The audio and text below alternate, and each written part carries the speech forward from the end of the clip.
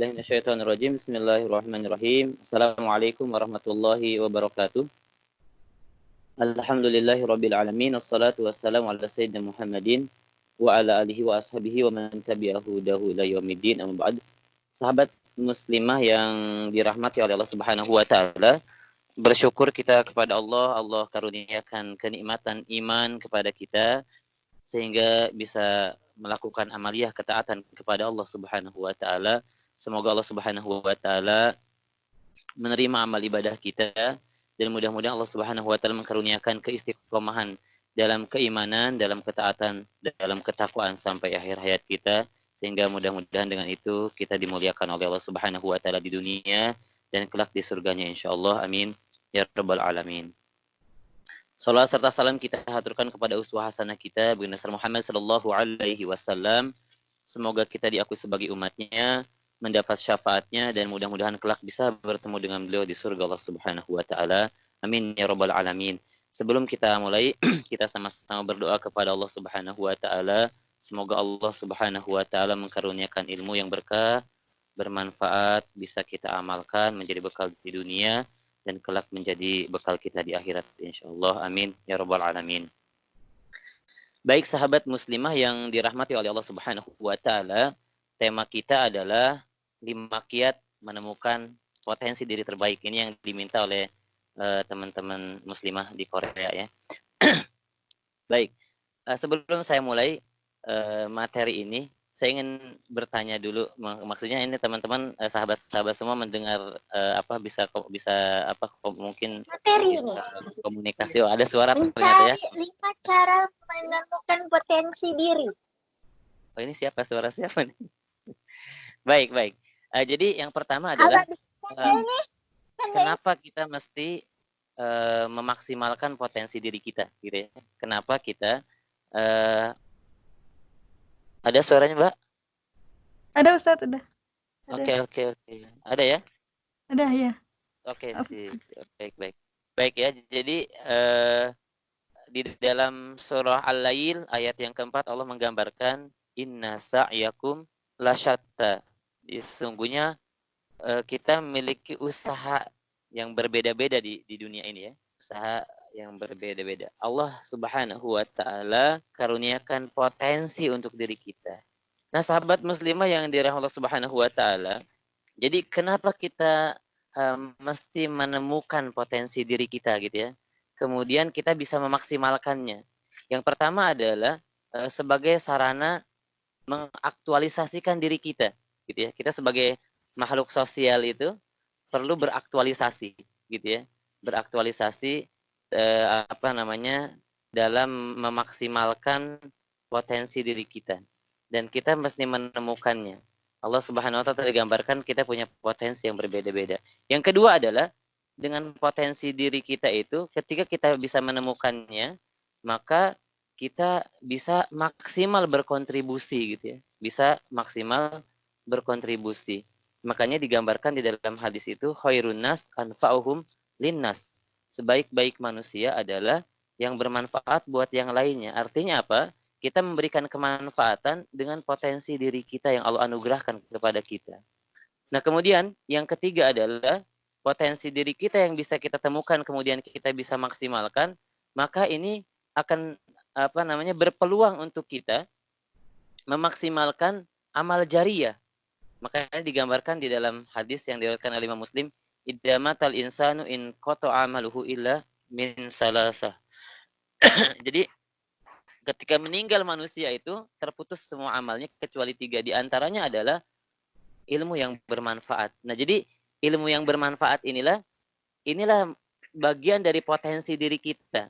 Ya, ilmu yang bermanfaat ini bagian dari potensi diri kita, dan ketika kita berbicara masalah ilmu, maka ini luas sekali, bukan hanya ilmu syariah gitu ya, tapi ilmu-ilmu yang lainnya. Nah, sahabat yang Subhanahu wa taala, jadi ini di antara beberapa alasan kenapa kita mesti memaksimalkan potensi diri kita. Kemudian kalau dalam dimensi duniawi, maka dengan potensi diri kita yang kita bisa menemukan potensi itu, kemudian kita bisa maksimalkan, maka insya Allah ini juga berpeluang untuk kita mendapatkan mungkin kedudukan duniawi gitu ya, pangkat, jabatan, kemudian apa namanya dari sisi income gitu ya, ini juga sangat berpotensi untuk lebih maksimal gitu ya. Nah, sebagai sebuah landasan, saya ingin menyampaikan perkataan seorang ulama gitu ya. Seorang ulama di sini menggambarkan bahwa digambarkan di dalam sebuah kitab itu, Ibnu Jauzi, beliau mengatakan seperti ini. Jadi seorang muslim itu hendaklah memiliki ulul himmah. Apa itu ulul himmah? Yaitu obsesi yang tinggi di dalam diri kita. Ya, obsesi diri yang tinggi di dalam diri kita. Ya. Digambarkan bahwa khuruju nafsi ila ghayati kamaliha al-mumkinulaha fil ilmi wal amal. Ya. Jadi setiap diri kita itu mesti bisa memaksimalkan potensi diri kita. Khuruju nafsi ila ghayati kamaliha. Ya, kita bisa memaksimalkan potensi diri kita sampai mencapai puncak kesempurnaan diri dalam hal ilmu dan amal solih. Ya. Jadi kita memaksimalkan potensi diri sampai mencapai puncak kesempurnaan diri, upaya jiwa mencapai puncak kesempurnaan diri yang mungkin diraih dalam hal ilmu dan amal solih. Jadi sahabat muslimah yang dirahmati Subhanahu wa taala, kita mesti menemukan potensi terbaik yang Allah anugerahkan kepada kita, kemudian kita maksimalkan sampai mencapai puncak kesempurnaan, gitu ya, kesempurnaan yang mungkin diraih oleh diri kita dalam hal ilmu dan amal solih. Jadi obsesi yang tinggi dalam hidup seorang muslim itu adalah orientasinya bukan hanya dunia, ya. Orientasi tertinggi oleh seorang muslim adalah orientasinya adalah akhirat gitu. Makanya digambarkan di dalam Al-Qur'an, wal akhiratu khairul laka minal ula. Wal akhiratu khairu abqa, bahwa akhirat itu lebih kekal, lebih baik gitu ya. Jadi inilah orientasi hidup kita di dunia ini untuk menggapai akhirat. Sehingga ya, bagi kita dunia ini adalah mazru'atul akhirah. Apa itu? Jadi jembatan untuk menuju akhirat. Dunia itu bukan tujuan kita, tapi dunia itu adalah sebagai sarana wasilah untuk menuju ke akhirat. Makanya digambarkan konsep di dalam Al-Qur'an, wabtaghi fima ataqallahu darul akhirah wa la tansa nasibaka minad dunya. Cari oleh kita gitu ya, bekal kehidupan akhirat, tapi jangan melupakan dunia. Jadi konsepnya adalah kita menjadikan semua yang kita lakukan di dunia ini sebagai amal solih, orientasinya akhirat. Sehingga digambarkan di dalam surah Al-Asr itu Allah menggambarkan wal asr, demi waktu ini ya, waktu ini sebagai modal kehidupan kita. Karena kita hidup di dunia ini kumpulan dari detik-detik waktu, dan Rasulullah SAW menggambarkan di dalam hadisnya, a'maru ummati baina sittina wa sab'ina sana. Kebanyakan umur umatku itu adalah 60 sampai 70 tahun. Ini gambaran Rasulullah SAW menggambarkan di dalam hadisnya. Kemudian, ya, saya pernah baca buku, dan saya juga tulis di buku yang saya tulis tentang kebahagiaan itu, bahwa saat kita tidur 8 jam sehari, maka total tidur kita sekitar 20 tahun. Ketika kita bekerja duniawi 8 jam sehari, maka total kerja kita itu 20 tahun. Jadi hidup kita di dunia yang digambarkan oleh Rasulullah SAW itu 60 sampai 70 tahun, untuk tidur dan bekerja itu 40 tahun. Kemudian saat kita dikurangi masa, misalkan sebelum balik, misalkan 15 tahun misalkan. Jadi 40 tahun ditambah 15 tahun sekitar 55 tahun. Itu untuk tidur, untuk bekerja gitu ya, dikurangi masa sebelum balik. Nah, kalau usia kita misalkan 65 tahun, sisanya berarti tinggal 10 tahun. Kemudian mana amal soleh yang akan kita banggakan di hadapan Allah Subhanahu wa taala? Maka digambarkan oleh Allah Subhanahu wa taala, innal insana lafi khusr, bahwa semua manusia itu akan mengalami kerugian illa ladina amanu, kecuali orang yang beriman. Nah, ini tadi ya, ini iman. Makanya anugerah yang sangat berharga yang Allah berikan kepada hamba-hambanya yang dikaruniakan oleh Allah Subhanahu wa taala adalah anugerah keimanan. Ya. Kemudian berikutnya adalah wa amilus solihat. Jadi bukan hanya iman tapi juga beramal soleh. Jadi semua yang dilakukan di dunia ini orientasinya adalah untuk beribadah kepada Allah Subhanahu wa taala, wa ma khalaqtul jinna wal insa illa liya'budun. Jadi semua yang kita lakukan di dunia ini termasuk tadi kita mencari potensi di dalam diri kita yang terbaik, kemudian kita maksimalkan, niatnya adalah orientasinya akhirat untuk beribadah kepada Allah Subhanahu wa taala, sehingga semua yang kita lakukan itu menjadi wa amilus solihat, yaitu amal solih.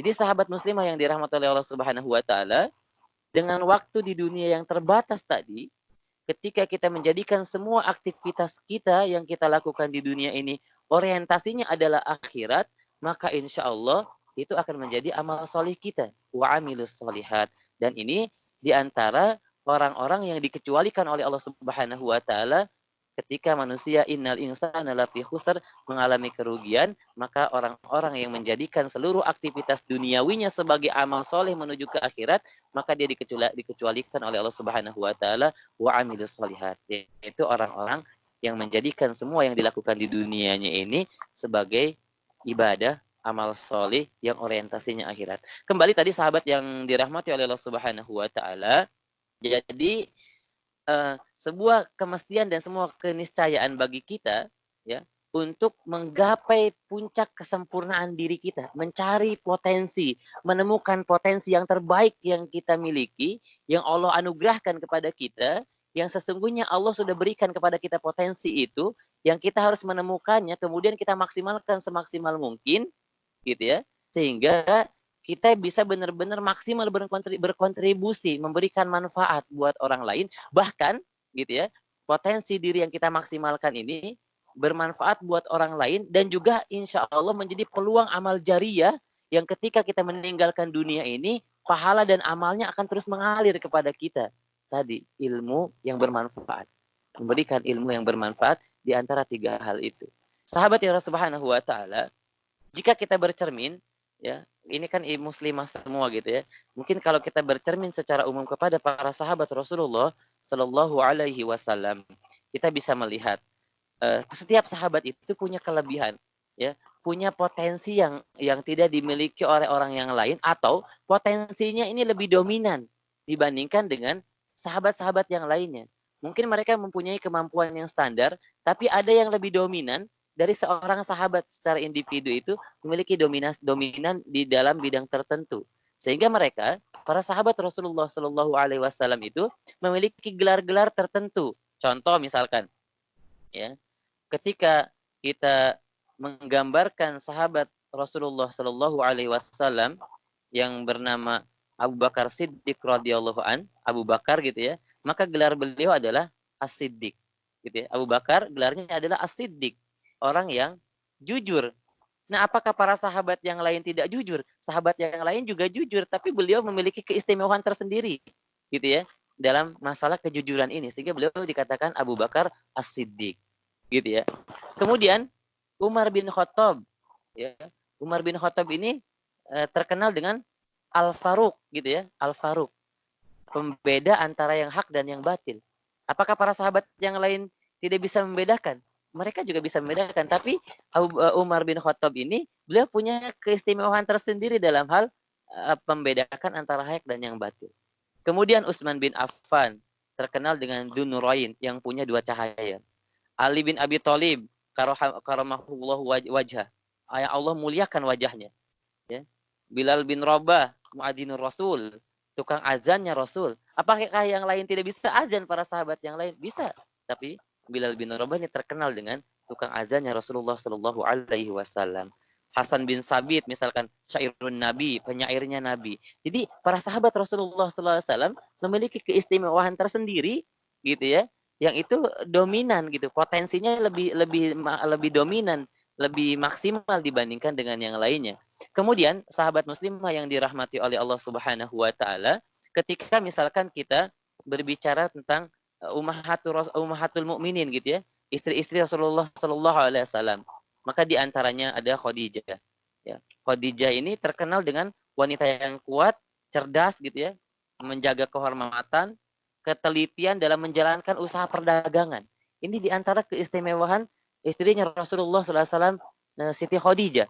Jadi beliau memiliki keistimewaan potensi yang dominan gitu ya di dalam dirinya. Di antaranya adalah ketelitian dalam menjalankan usaha perdagangan. Sehingga ketika Rasulullah Shallallahu Alaihi Wasallam pertama kali menerima wahyu ketika sudah bernikah dengan Siti Khadijah, dengan kekayaan yang dimilikinya, Khadijah mampu menopang dakwahnya Rasulullah Shallallahu Alaihi Wasallam. Kemudian Aisyah radhiyallahu anha, beliau juga memiliki kecerdasan, ya, yang terkenal dengan kecerdasannya, kemudian kejuhudannya, waro dan kepedulian kepada yang lainnya. Nah, kemudian ada Ummu Salamah, ya, beliau terkenal dengan ketakwaannya, kemudian terkenal dengan beliau banyak beristighfar gitu ya. Dan istri-istri Rasulullah Shallallahu Alaihi Wasallam yang lain itu memiliki keistimewaan tersendiri gitu. Yang itu gelar-gelar tersebut ya yang disematkan kepada para sahabat ataupun kepada istri Rasulullah Shallallahu Alaihi Wasallam itu gelar yang disematkan oleh Rasulullah Shallallahu Alaihi Wasallam gitu ya. Berarti mereka memang memiliki potensi tersendiri yang lebih dominan di dalam setiap individunya. Ya, kemudian kalau kita bercermin lagi kepada para sahabiah yang lain gitu ya. Ada di situ sahabiah Arwa bin Abdul Muttalib ya. Ada sahabiah Arwa bin Abdul Muttalib ini kelebihan beliau adalah ya, ini wanita yang memiliki ide-ide yang jernih. Ide-idenya sangat brilian. Kemudian profesional dalam melantunkan syair. Gitu ya, ini sahabiah Arwa binti Abdul Muttalib yang wafat pada tahun 15 Hijriah. Kemudian ada lagi Fatimah binti Qais, ya, binti Qais. Fatimah binti Qais. Beliau adalah seorang wanita yang berpandangan luas. Berpandangan luas.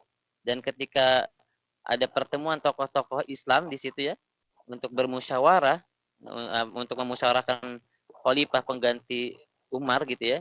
Ini diselenggarakannya di tempat kediaman beliau gitu ya, Fatimah binti Qais. Banyak sahabat-sahabat yang lain ya yang memiliki keistimewaan dan hampir semuanya memiliki keistimewaan tersendiri gitu.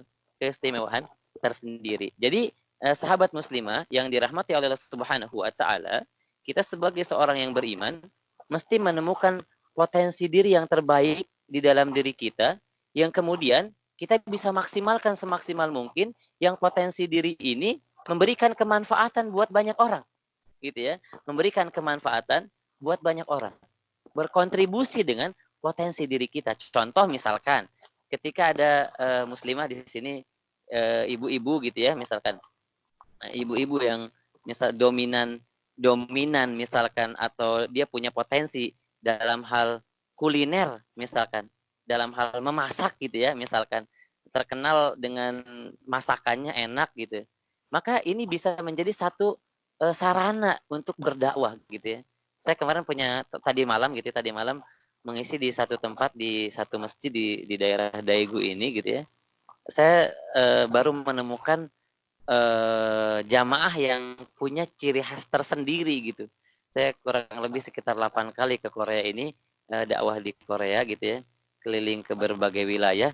Ini baru menemukan jamaah yang sepertinya agak unik menurut saya gitu ya. Jadi jamaah ini ternyata yang hadir itu mereka adalah yang masih dalam kehidupan apa ya, jauh dari masjid lah istilahnya gitu ya. Hidup hari-hari mereka penuh dengan kemaksiatan gitu. Ketika mereka ke masjid gitu, itu masih tatoan dan seterusnya gitu ya. Tatoan dan seterusnya masih dari segi dari sisi itunya kelihatan. Tapi ketika saya ngobrol sama yang tatoan itu, mulai dari leher sampai kaki tatoan gitu, masya Allah. Ketika saya ngobrol dengan beliau ini gitu ya, semangatnya luar biasa sekali gitu. Semangatnya luar biasa sekali. Apa yang beliau katakan? Yang tatoan ini bilang seperti ini ke saya. Ustaz, kami yang angkatan 2020 ini, beliau itu mau pulang sepertinya. Angkatan yang 2020 ini ingin menjadi pembuka untuk membangun masjid gitu ya. Untuk membangun masjid. Nah, kami nanti pulang. Kami nggak tahu kapan bisa terrealisasi nih bangun masjid, kurang lebih bahasnya seperti itulah. Jadi kapan terrealisasinya ini masjid bisa dibangun permanen, kita nggak tahu. Tapi kami ingin menjadi pembuka mulai menjalankan infak berapa gitu. Jadi mereka menjadi inisiatornya gitu. Mereka menjadi inisiator. Saya sangat kagum dengan mereka gitu ya. Jadi ketika mereka punya masa lalu mungkin dalam kemaksiatan, kemudian mereka ke masjid gitu ya, ada satu kesemangat untuk berbuat amal solih gitu. Bahkan cita-citanya ya dia bangun masjid gitu. Cita-cita mereka membangun masjid gitu. Nah, ini luar biasa. Nah, maksud saya sisi apanya yang ingin saya ambil dari materi kita ini, tema kita ini, saya ketika pulang ngobrol dengan salah satu jamaah, gimana caranya itu bisa merekrut orang-orang yang di luar masjid yang memang mereka masih mabuk, masih bermaksiat dan seterusnya maksiat-maksiat mereka masih jalankan. Bagaimana caranya kok mereka bisa masuk ke masjid gitu? Sampai orang-orang yang seperti itu dia punya semangat untuk bangun masjid gitu. Gimana cara merekrutnya gitu. Nah, saya dapat cerita bahwa mereka ini gitu ya direkrut itu maksudnya ditarik untuk datang ke masjid dengan cara diantaranya adalah ada pertandingan sepak bola gitu, ada klub-klub bola. Nah, masjid itu termasuk yang mempunyai klub sepak bola gitu. Dan ada turnamen sepak bola sehingga dengan turnamen sepak bola ini kemudian masjid bergabung di situ gitu ya. Sehingga mereka banyak tertarik gitu. Tertarik untuk datang ke masjid dengan bola. Jadi maksudnya apa? Ketika misalkan ada seorang yang dia punya orang solih gitu ya, dia punya potensi sebagai pemain sepak bola yang dia jago misalkan dalam bidang sepak bola, kemudian orang-orang yang di luar masjid yang punya kecenderungan dalam dunia bola dia kagum dengan orang masjid yang pintar sepak bolanya itu bisa menjadi daya tarik tersendiri untuk mengajak orang lain lebih taat kepada Allah Subhanahu wa taala datang ke masjid. Itu yang saya ingin sampaikan dengan materi kita ini. Balik tadi, misalkan ketika ada ibu-ibu yang muslimah gitu ya, sudah mulai aktif di majlis taklim, sudah mulai ikut pengajian gitu ya, sudah mulai timbul kesadaran untuk semakin baik, memperbaiki dirinya gitu ya, memperbaiki keluarganya gitu. Nah, ini misalkan ahli di bidang masakan gitu, dia pintar masak, maka dalam bidang kuliner ini bisa dibuat komunitas gitu. Komunitas orang-orang yang memang belum datang ke masjid gitu. Belum kalau ini yang muslimah ya, belum misalkan mau terlibat di majlis taklim, aktif di majlis taklim misalkan masih di luar, masih mungkin bermaksiat dan seterusnya gitu ya. Ini dunia kuliner ini kan umum gitu. Dunia kuliner ini umum bisa menjadi salah satu sarana untuk mengumpulkan banyak orang, kemudian kita dominan di situ punya potensi, kemudian mereka kagum dengan kita gitu ya, dengan kelebihan kita, dan itu bisa dijadikan sarana untuk menarik mereka agar mereka lebih bisa aktif di majelis taklim, lebih mau beribadah, mau memperbaiki diri, dalam bahasa sekarang mau hijrah gitu. Nah, jadi ini sangat potensial sekali. Kemudian misalkan ada ibu-ibu yang punya kemampuan di bidang fashion gitu ya, misalkan apa sih, jahit gitu ya, menjahit pakai buat desain baju atau jahit gitu. Ini juga bisa menjadi salah satu sarana gitu. Ketika potensi ini terlihat, maka itu potensi itu bisa kita maksimalkan, kemudian bisa mengajak orang lain gitu ya, mengajak orang lain yang belum mau datang ke majelis taklim dan seterusnya, ini bisa menjadi salah satu sarana untuk bisa mengikat mereka dalam sebuah komunitas. Nah, jadi sahabat muslimah yang dirahmati Allah Subhanahu wa taala, jadi menemukan potensi terbaik diri kita itu adalah untuk hal yang bermanfaat dan memberikan kemanfaatan buat banyak orang, gitu ya. Kemanfaatan buat banyak orang. Sehingga kita benar-benar bisa berkontribusi maksimal gitu. Bisa berkontribusi maksimal walaupun mungkin kita secara kemampuan ilmu syariah agak kurang gitu, tapi kita bisa berkontribusi gitu ya, bisa beramal sholih dengan potensi yang kita miliki gitu. Nah, potensi-potensi inilah yang ketika setiap orang punya kemampuan individu yang dominan, yang maksimal di dalam bidang yang berbeda-beda, kemudian kita ikat dalam satu ikatan ketaatan kepada Allah Subhanahu wa taala dalam sebuah komunitas gitu. Ya, mungkin komunitasnya ini Rumaisa ya, Rumaisa. Apa tadi komunitasnya saya lupa, bukan Rumah Isa, apa namanya? Itu ya, sebuah komunitas itu. Jadi ini bisa menjadi sebuah kekuatan ya dalam dalam bersinergi gitu. Oh, ini muslimah aku. Oh iya benar, Rumah Isa ya, Rumah Isa. Nah, jadi sahabat muslimah yang dirahmati Allah Subhanahu wa taala, ketika setiap individu, misalkan di sini ada berapa orang gitu ya, ada 20 orang misalkan, setiap orang menemukan potensi diri individu yang terbaik, kemudian digabungkan dalam satu komunitas Rumah Isa ini, maka potensi-potensi itu akan bisa lebih mempengaruhi yang lain gitu untuk bergabung dengan komunitas ini.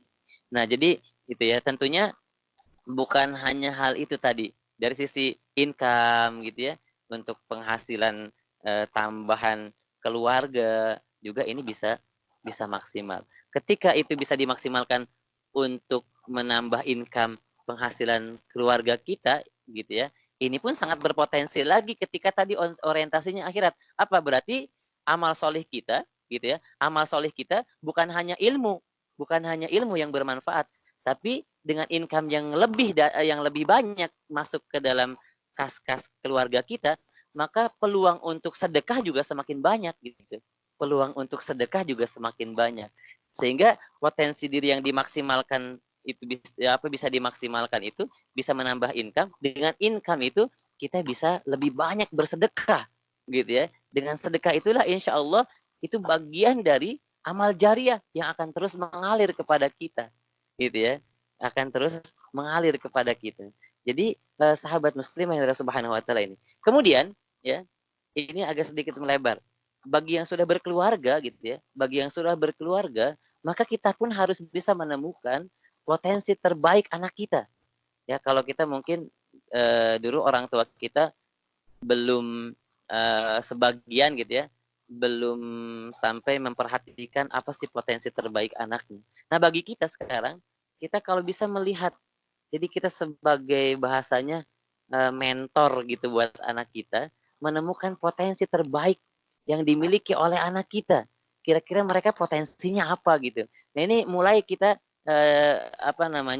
mendeteksi potensi-potensi terbaik yang dimiliki oleh anak kita, kemudian kita kasih fasilitasnya sehingga mereka bisa benar-benar memaksimalkan potensi dirinya ya.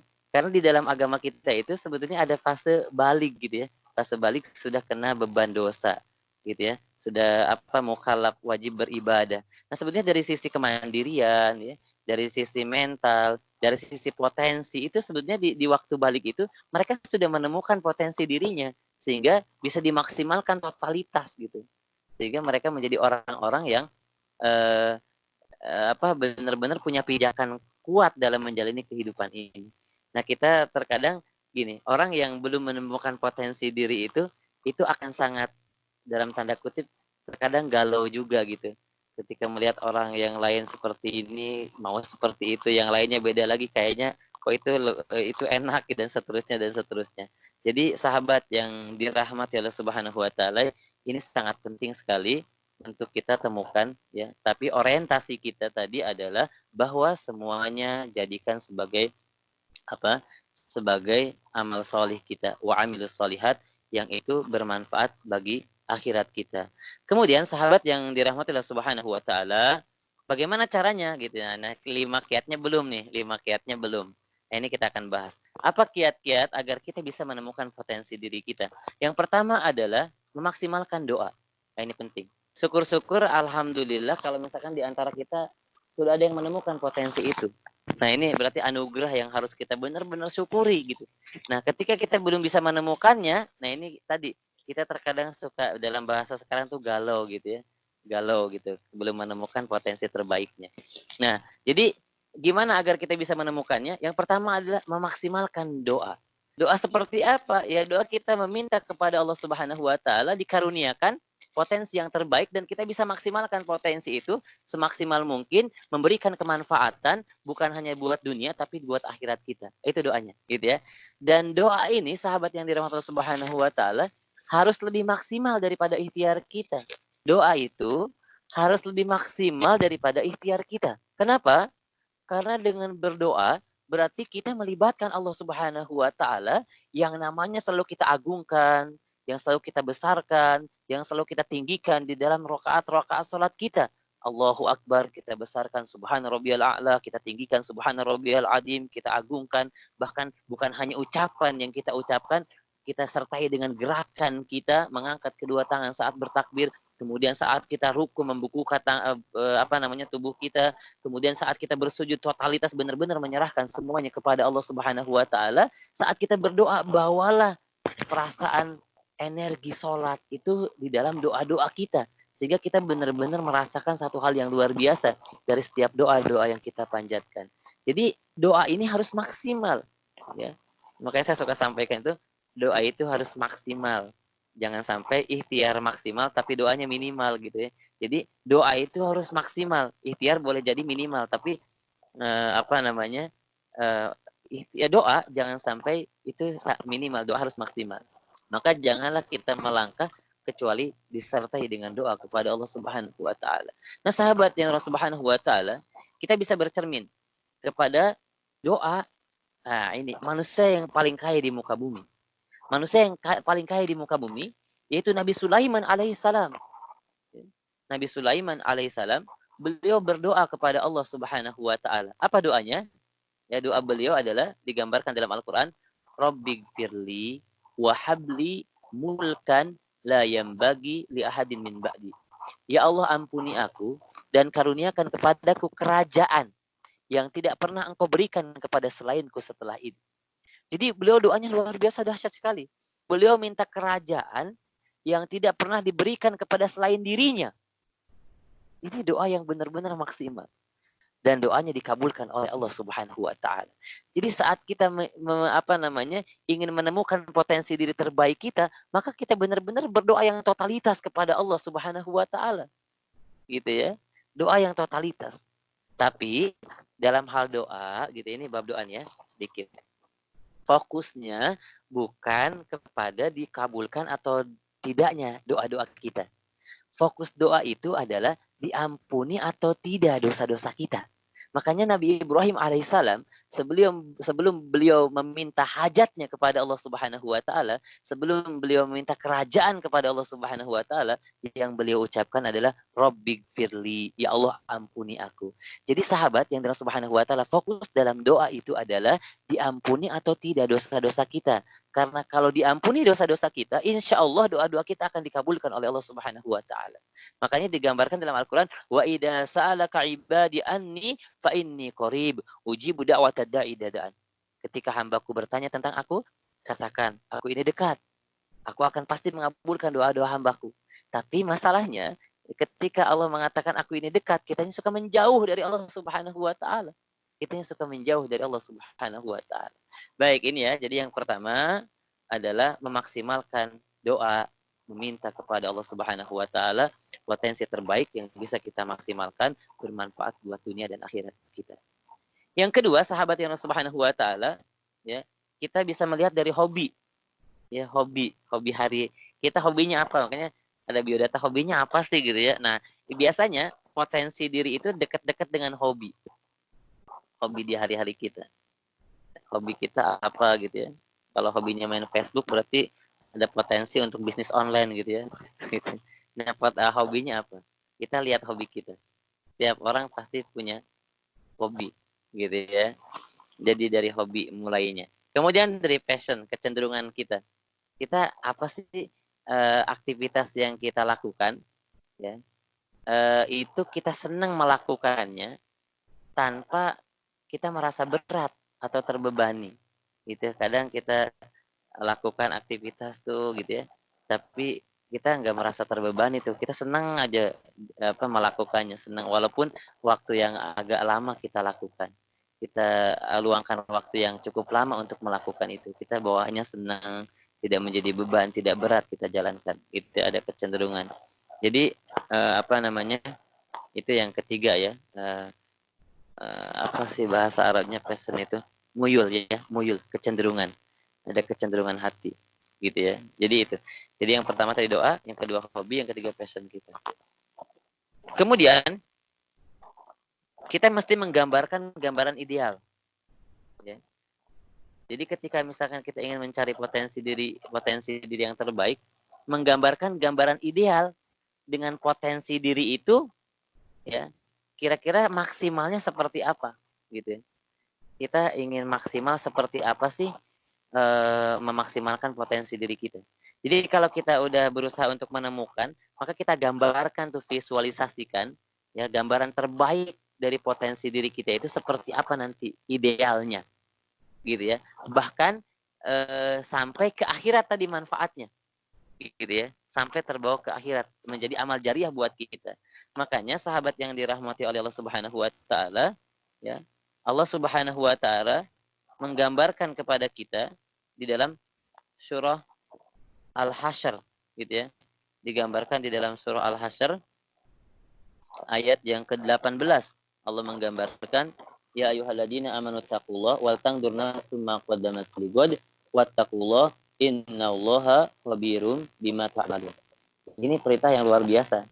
Wahai orang-orang yang beriman, ya ayyuhalladzina amanu ittaqullah, bertakwalah kalian kepada Allah. Kemudian apa setelah itu? Wal tanzur nafsum ma qaddamat lighad. Kita disuruh membuat perencanaan masa depan kita. Ya, masa depan kita. Perencanaan, planning, buat gambaran yang ideal ya buat masa depan kita, buat akhirat kita. Nah, dengan potensi diri yang kita tadi temukan kemudian kita bisa maksimalkan, maka ini menjadi amal jariah yang akan kita banggakan di akhirat. Maka kita harus merencanakan tuh. Benar-benar kita rencanakan. Kemudian wattaqullah. Nah, jadi kata wal tangdur nafsu ma qaddamat lighad, membuat perencanaan, membuat planning ini diapit oleh dua kata takwa di situ. Artinya apa? Bahwa orang-orang yang bertakwa itu memiliki visi yang besar dalam hidupnya. Ya, memiliki visi yang sangat besar di dalam hidupnya. Ya, kenapa? Karena kita punya waktu yang sebentar sementara dan kehidupan dunia ini sekali gitu. Kehidupan dunia ini hanya sekali dan itu konsekuensinya sampai di akhirat gitu.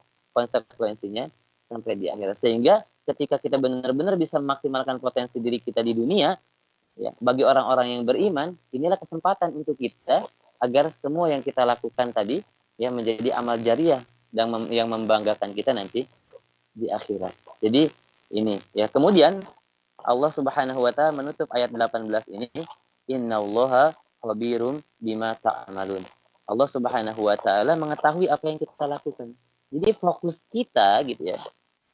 Fokus kita itu dalam melakukan ikhtiar apapun, fokusnya bukan kepada hasil, tapi fokusnya adalah kepada ikhtiar, kepada proses maksudnya. Fokusnya kepada proses.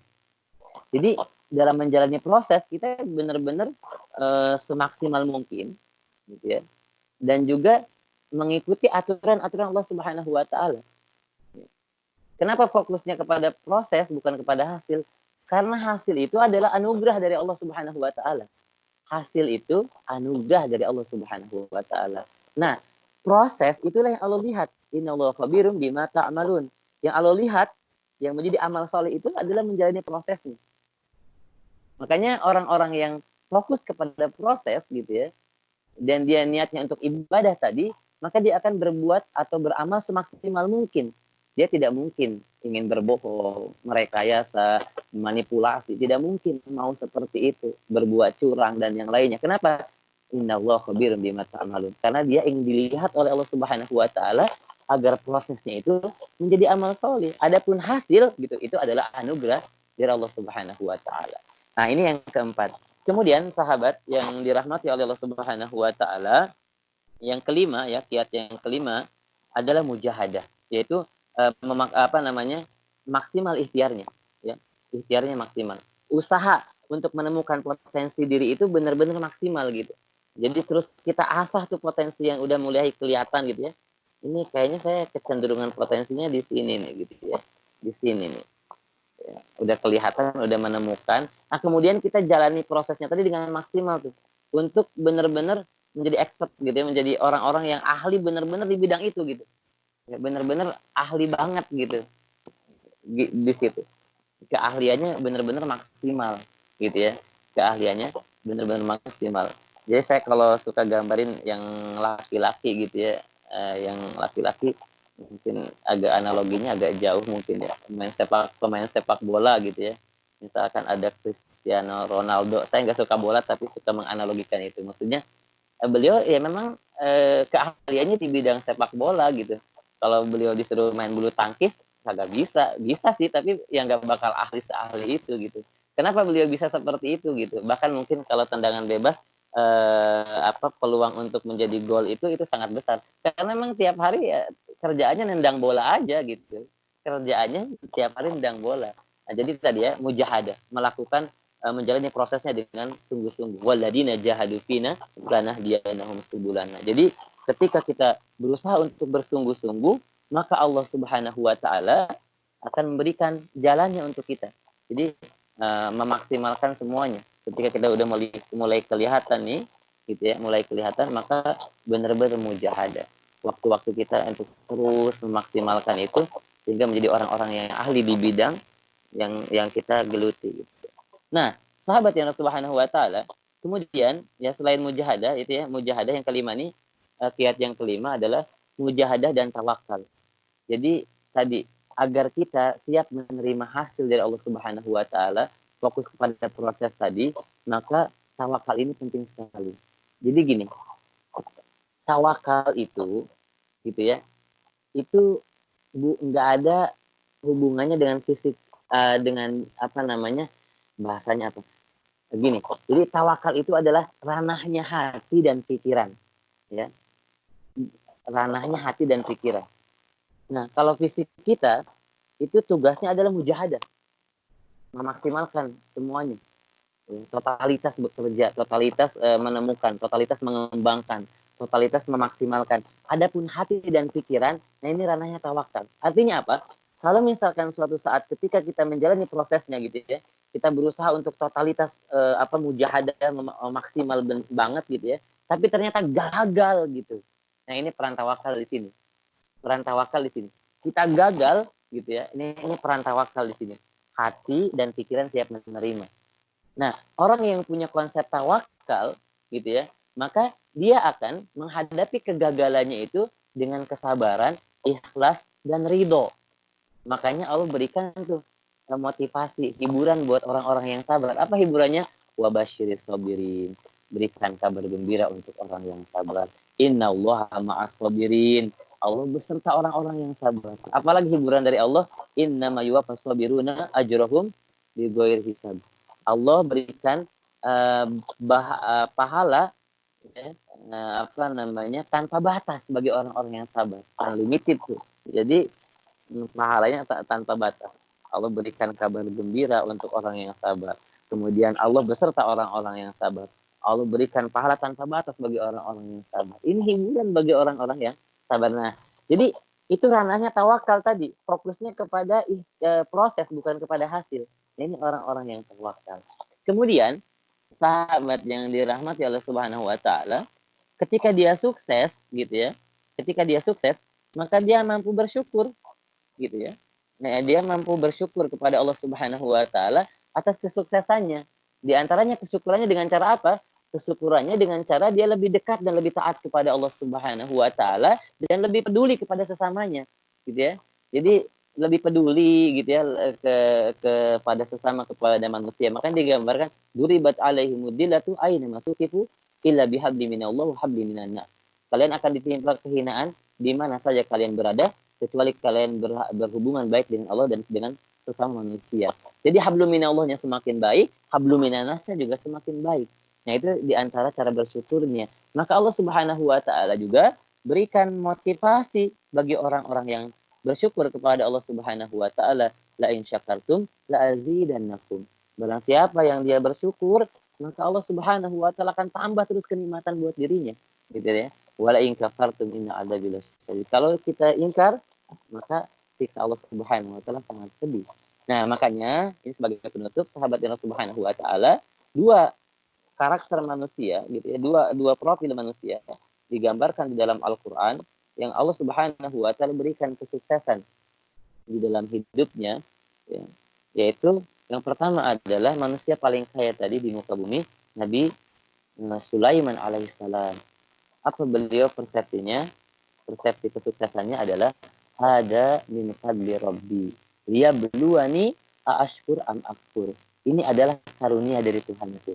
Jadi Nabi Sulaiman punya persepsi apa yang dimilikinya gitu ya, kedudukan kerajaan yang dimilikinya. Tadi beliau berdoa, Allah anugerahkan, hada min fadli rabbi, ini anugerah dari Allah Subhanahu wa taala. Ya. Dia buluannya sebagai ujian, ashkur am akfur, apakah aku akan bersyukur dengan kenikmatan ini atau aku ingkar dengan kenikmatan ini. Ini persepsi Nabi Sulaiman alaihissalam. Beda dengan Firaun. Firaun ketika diberikan kelebihan oleh Allah Subhanahu wa taala, dia malah mengatakan ana rabbukumul a'la, aku Tuhan kalian yang paling tinggi. Nah, beda dengan persepsi Nabi Sulaiman tadi. Dan dia mengatakan hada min ilmin indi, aku bisa seperti ini karena kecerdasanku. Jadi Firaun dia punya persepsi bahwa kelebihan yang dimilikinya karena potensi dirinya, ya, karena ilmunya, karena kelebihan dirinya, bukan atas anugerah dari Allah Subhanahu wa taala. Jadi sahabat yang dirahmati Allah Subhanahu wa taala, dalam menjalani proses untuk mencari potensi diri terbaik, semuanya niatkan karena ibadah, dan itu juga semua adalah anugerah Allah Subhanahu wa taala. Anugerah dari Allah Subhanahu wa taala sebagai ujian bagi kita. Tolak ukurnya adalah ketaatan kepada Allah Subhanahu wa taala, semakin dekat, semakin bertakwa, semakin taat kepada Allah Subhanahu wa taala, dan ketika diberikan potensi terbaik itu, maka bersyukur, semakin bersyukur kepada Allah.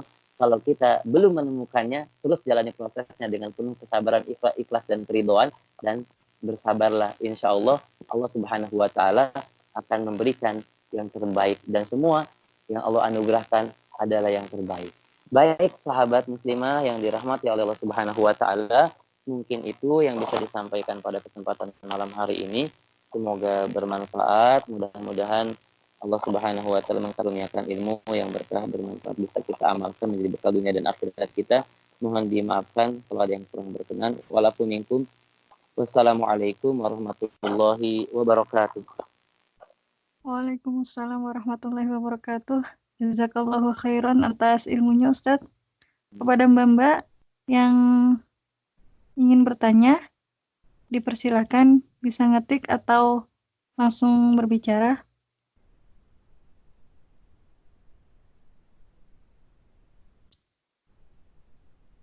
Kalau belum ada, mungkin saya dulu mau tanya Ustadz, Oh iya, silakan. bagaimana jika, apa sih tadi kan, potensi diri kita itu ya semacam passion kita itu tidak didukung orang tua atau suami kita.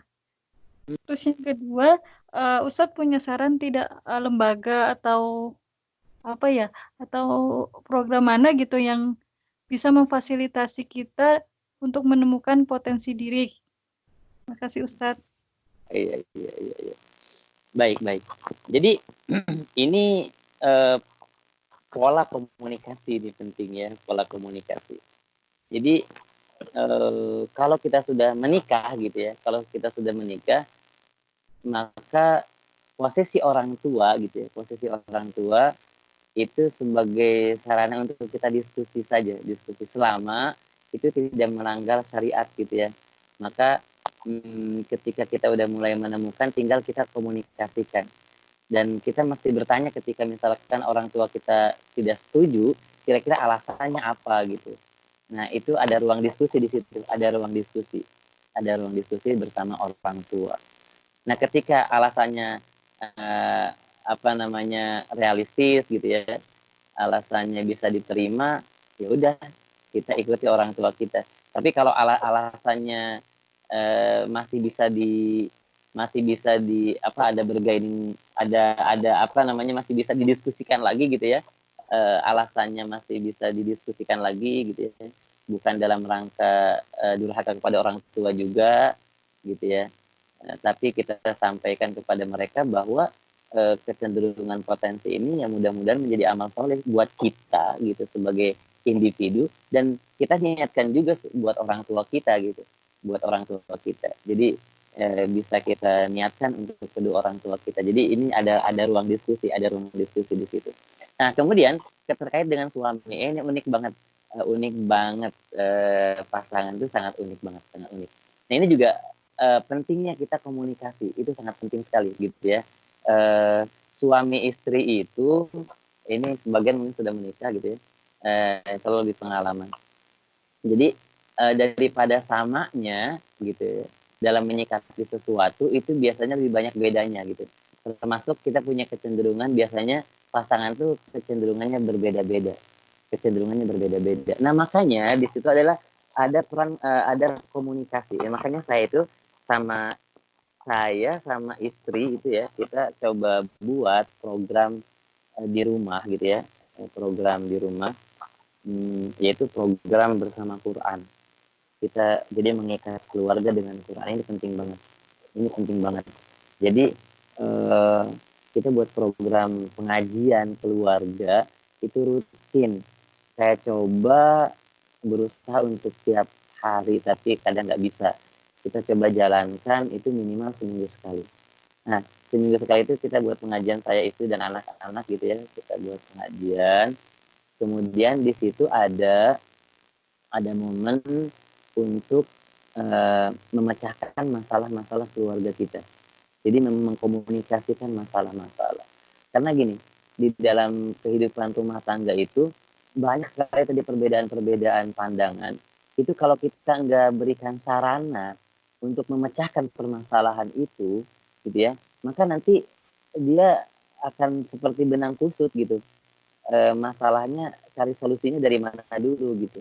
Nah, makanya ketika kita berikan sarana gitu, memberikan waktu, momen untuk memecahkan masalah-masalah, nah itu akan menjadi cair tuh, akan terurai lah ya, akan terurai masalah-masalahnya, sehingga komunikasi kita akan semakin lancar, gitu ya. Jadi selain itu juga ada curhat dan nasihat, termasuk saya suka minta nasihat dari anak saya yang usia 8 tahun.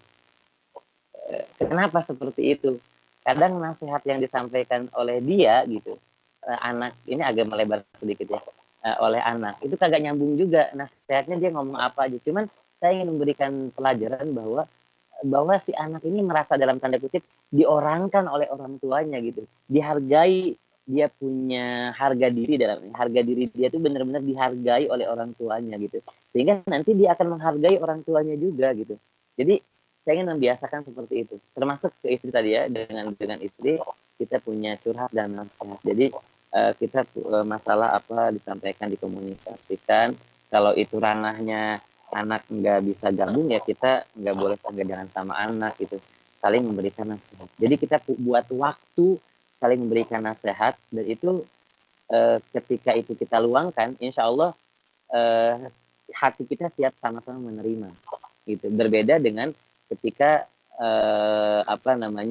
saling memberi nasihat, bukan nasihat, malah saling memberi kritikan, itu tidak kita salurkan, momennya nggak kita setting, itu biasanya amarahnya lebih dominan daripada hatinya gitu. Padahal sebetulnya benar juga yang masing-masing disampaikan. Nah, balik tadi bahwa ketika kita jalin komunikasi lancar dengan pasangan kita, maka passion kita tadi itu bisa juga didiskusikan dengan baik gitu.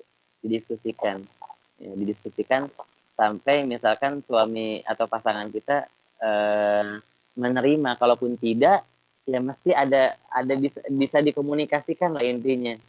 Nanti ada win-win solution, kira-kira gimana nih solusinya gitu, gimana. Itu ya mungkin ya. Wallahu a'lam bishawab. Kalau Ustaz, Mbak, apakah ada yang mau bertanya lagi? Ya, ini ada pertanyaan dari Mbak Rani. Assalamualaikum, Ustaz. Saya mau bertanya, jika kita mulai menemukan potensi kita, tapi pekerjaan yang sedang dijalani saat ini tidak sesuai dengan potensi yang baru kita temukan, apakah kita harus balik arah dan meninggalkan pekerjaan saat ini, atau mungkinkah potensi yang kita temukan masih semu? Oke. Baik, jadi jangan meninggalkan pekerjaan dulu gitu ya, tapi kita coba luangkan waktu untuk terus mengasah potensi diri kita itu. Mesti ada waktu kita luangkan, seminimal apapun gitu ya. Kalau kita sibuk banget gitu ya, seminimal apapun itu mesti kita luangkan waktu di hari-hari kita untuk terus mengasah gitu ya. Yang tadi 5 tadi dilakukan, doanya itu penting banget ya. Itu doa tuh bener-bener jangan sampai ditinggalin, doanya itu paling penting. Sebelum apapun doa. Nah, jadi kalau udah mulai menemukan itu berarti anugerah yang luar biasa tuh. Ya, karena memang gitu ya. Tidak semua orang bisa menemukan potensi diri. Tidak semua orang bisa menemukan potensi diri. Maka ketika kita udah menemukan, oh ini anugerah yang luar biasa. Nah, jadi ketika kita bekerja, kemudian kita udah menemukan potensi itu, maka jangan tinggalin dulu kerjaan kita. Gitu ya. Pertama yang dilakukan adalah meluangkan waktu seminimal mungkin gitu ya, yang bisa kita alokasikan untuk mengasah kita punya potensi. Kemudian nanti suatu saat kita udah mulai kelihatan banget nih potensinya, kayaknya bisa banget dimaksimalin, mulai kita buat planning kira-kira kapan nih kita berhenti kerja ya. Kemudian planning dengan, jadi gini, udah menemukan potensi dirinya, kemudian bisa kita kembangin sedikit-sedikit, kemudian kita bisa ngukur nih ya, dengan potensi diri kita ini bisa kita maksimalkan kira-kira kapan limit batas waktu ideal untuk kita bisa berhenti kerja, kemudian bisa beraktualisasi dengan potensi yang kita miliki. Jadi kita ngukur, jangan langsung udah menemukan gitu ya, belum settle, belum stabil, kemudian kita keluar, jangan. Jadi kita ukur, ada perencanaannya sampai suatu saat nanti kita memutuskan untuk berhenti kerja, tapi kita bisa beraktualisasi dengan potensi diri kita itu, gitu ya. Wallahu a'lam bishawab. Kemudian tadi saya lupa ya, jadi kalau lembaga saya belum tahu lembaganya, belum tahu lembaga apa yang bisa itu ya, belum ada informasi. Baik, itu mungkin wallahu a'lam bishawab. Pertanyaannya, saat masih single, ada beberapa keterampilan yang bisa saya asah. Namun saat ini, saat posisi menjadi seorang ibu yang menyita waktu untuk mengurus anak, membuat malas-malasan untuk mengasah. Mohon mengasah potensi tersebut. Mohon masukannya, Ustadz. Iya. Ya, hampir sama mungkin jawabannya ya. Hampir sama jawabannya. Di tengah kesibukan kita itu, kita luangkan waktu seminimal mungkin. Seminimal mungkin, semaksimal mungkin ya. Ya, seminimal mungkin bisa kita alokasikan waktu. Kalau sibuk banget kan, kita berapa menit deh gitu. Artinya gini, jangan kita tinggalin semuanya gitu. Mesti kita alokasikan waktu walaupun beberapa menit sehari gitu ya, untuk mengasah itu punya potensi. Jangan sampai potensi kita nggak berkembang gitu. Karena itu ya, kebahagiaan seseorang itu ya itu diantaranya bisa beraktualisasi dengan potensi dirinya gitu. Nah makanya alokasikan aja waktunya sedikit, nggak apa-apa. Jangan sampai kerannya nggak dibuka padahal kita udah menemukan itu, udah punya kecenderungan gitu ke arah itu. Jangan sampai kerannya di stop gitu, terus aja sedikit walaupun kerannya dibuka cuma dikit, tes gitu, cuma netes doang tuh airnya gitu ya, nggak apa-apa, nanti dia mudah-mudahan suatu saat akan ketemu. Jadi tetap luangkan waktu ya, doanya juga gitu ya, untuk bisa terus diasah. Syukur-syukur nanti suatu saat, dan doanya mungkin ada, saya Allah mudah-mudahan saya 5 tahun lagi bisa benar-benar maksimal nih gitu, 10 tahun lagi benar-benar bisa maksimal gitu ya. Jadi kalau orientasi kita akhirat gitu ya, orientasi kita buat amal jariah kita nanti, maka insya Allah kita tidak akan berhenti untuk memaksimalkan potensi diri kita. Tapi kalau orientasi kita masih dunia, ya udahlah gitu ya. Tapi kalau orientasinya akhirat, insya Allah, apalagi kalau misalkan celah-celahnya udah kelihatan, nanti saya kalau memaksimalkan ini nanti kesini nih rutenya gitu ya, sampai nanti saya punya peluang amal jariah yang insya Allah terus ngalir gitu ya. Jadi gitu ya. Jawabannya hampir sama dengan yang tadi. Tetap luangkan waktu untuk bisa mengasah orientasinya tadi. Fokusnya bukan kepada hasil, tapi fokusnya menjalani proses dan niatkan proses itu sebagai ibadah. Tadi Allah melihat proses kita. Innallaha khabirun bima ta'malun. Wallahu a'lam bishawab. Terima kasih, Ustadz. Mungkin buat para ibu-ibu itu sangat perlu dukungan suami gitu ya, Ustadz. Ya, perlunya komunikasi itu penting